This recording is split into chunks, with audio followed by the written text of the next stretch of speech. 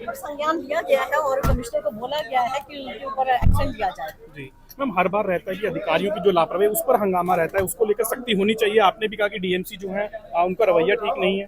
बिल्कुल सख्ती होनी चाहिए और उनके ऊपर कार्रवाई करनी चाहिए। जी मैम, एनडीसी का मुद्दा जो है अहम है, उसको लेकर भी जो है लगातार वही जो पहली मीटिंग में हंगामा था वो भी वही सेम आज दिखाई दे रहा है। क्या एनडीसी का मुद्दा है क्योंकि हमारी कॉलोनीज अभी तक अप्रूव नहीं हो पा रही हैं। अगर एक बार वो अप्रूव हो तभी ये सिलसिला खत्म हो पाएगा। स्ट्रीट लाइट क्योंकि बहुत जगह अप्रूव्ड अनअप्रूव चल रहा है, तो जब तक वो अप्रूव में नहीं आएगा तब तक उस पर एनडीसी नहीं होगा। स्ट्रीट लाइट और डोर टू डोर सबसे बड़ा जो है वो कहीं ना कहीं अम्बाला के लिए दिक्कत का कारण बना हुआ है। बिल्कुल, डोर टू डोर जो है वो अपना काम सही से नहीं कर रहा है। उसको उसके कॉन्ट्रैक्ट में है कि सड़क पे जो कूड़ा पड़ा है वो डोर टू डोर ने उठाना है, और आप देखें पूरे शहर में सड़कों पे कूड़ा पड़ा है, तो डोर टू डोर अपना काम नहीं कर रहा है।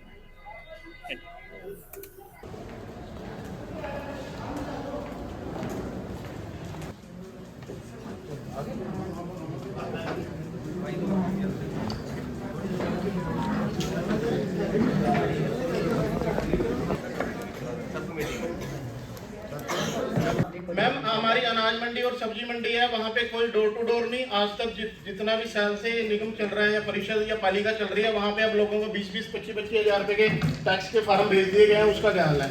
वहाँ पे कोई डोर टू डोर नहीं है, कोई कुछ नहीं है। ये फाइल है, मेरे पास सब चीज़ है।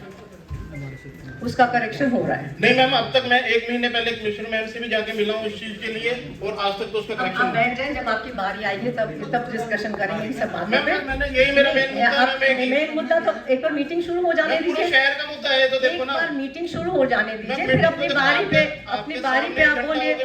आप मीटिंग शुरू होने दीजिए, फिर जब आपकी बारी आएगी तब आप बोलेंगे। ये कब तक चलेगा सर? ये आरओ इसमें नियुक्त किए हुए हैं, एसडीएम कैंडिडेट, वो जब करवाएंगे तभी होगा। कब करवाएंगे सर? वो वही मतलब गरीब लोगों के रोजगार का सवाल है, लेकिन आप लोगों के पास एक कमेटी बनाने का भी टाइम नहीं है।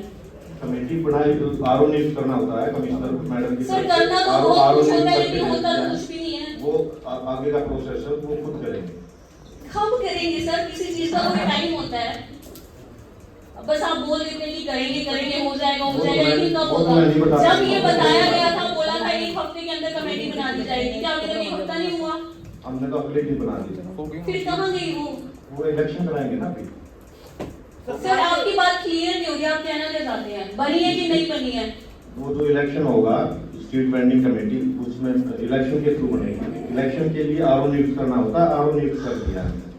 फिर वो इलेक्शन कब होगा? वो तो आरओ डिसाइड करेंगे। वो सब प्रोसीजर होता है, तो फॉलो कर रहे हैं।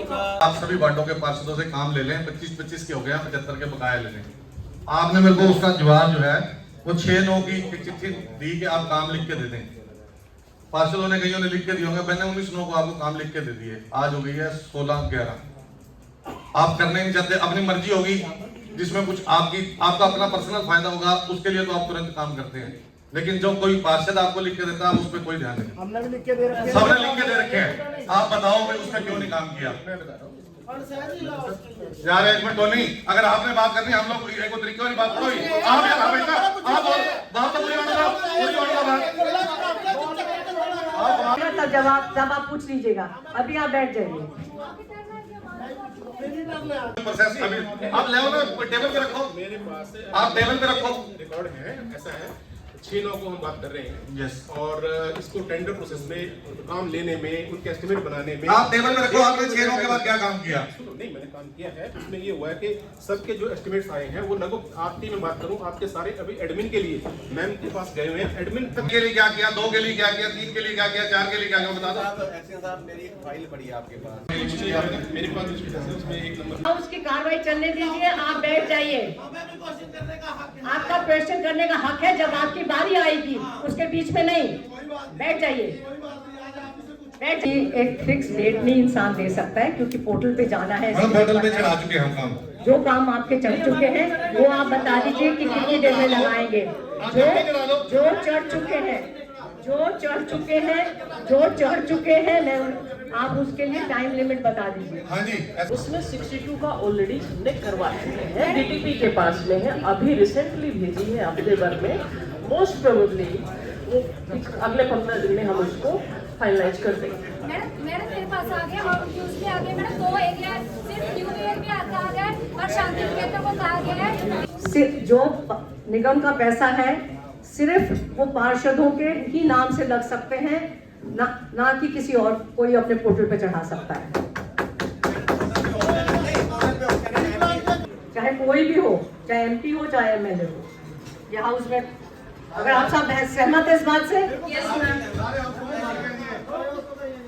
सारे सहमत है ना?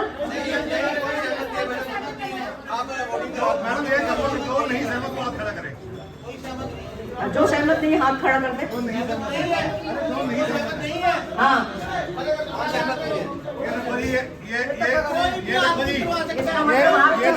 आपका पैसा निगम का आपके ऊपर लगे।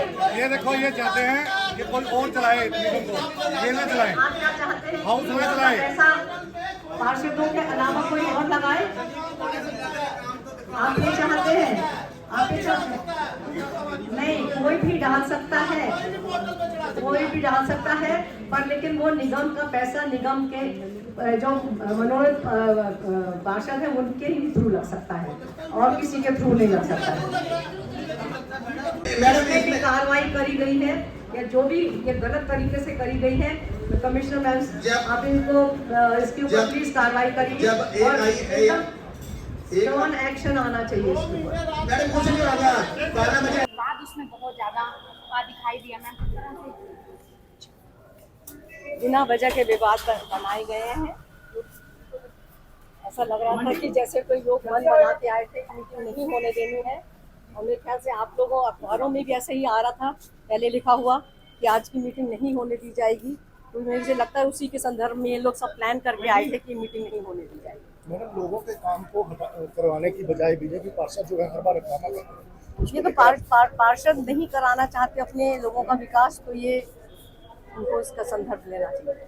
मैंने मीटिंग को लेकर भी कहा जा रहा था किस तरीके की आज मीटिंग रखी है, क्या स्पेशल मीटिंग है?